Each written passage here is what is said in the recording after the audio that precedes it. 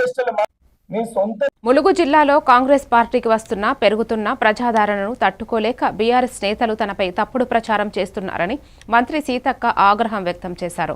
గ్రామ పంచాయతీ ఎన్నికల 2 విడతల్లో కాంగ్రెస్ పార్టీ అత్యధిక స్థానాలు గెలుచుకుందని ఆమె చెప్పారు. ప్రజల నుంచి కాంగ్రెస్కు స్పష్టమైన మద్దతు లభించిందని, ఈ విషయాన్ని చూసి రాజకీయ ప్రత్యర్థులు అసత్య ప్రచారాలకు దిగుతున్నారని ఆరోపించారు. తప్పుడు ప్రచారం కారణంగా కొన్ని పంచాయతీల్లో కాంగ్రెస్ పార్టీకి ఓటమి ఎదురైందని సీతక్క తెలిపారు. అయినప్పటికీ ప్రజలు ఇచ్చిన విశ్వాసమే కాంగ్రెస్ విజయానికి ప్రధాన కారణమని చెప్పారు. వర్గం నుంచి ములుగు మండలం నుంచి రాష్ట్రంలో బీఆర్ఎస్ కు సోషల్ మీడియా ఇన్ఛార్జిగా వ్యవహరిస్తూ తప్పుడు వార్తలు ప్రమోట్ చేస్తూ బీఆర్ఎస్ నాయకుడి సొంత ఊర్లో కాంగ్రెస్ పార్టీ గెలవడం జరిగింది. మరి జెండాలు పట్టుకొని ఎగిరే ఆ టీఆర్ఎస్ నాయకుల సొంత గ్రామం, నా మీద నిలబడ్డ వాళ్ళ సొంత గ్రామం కాల్వపల్లిలో కూడా కాంగ్రెసే విజయం సాధించింది.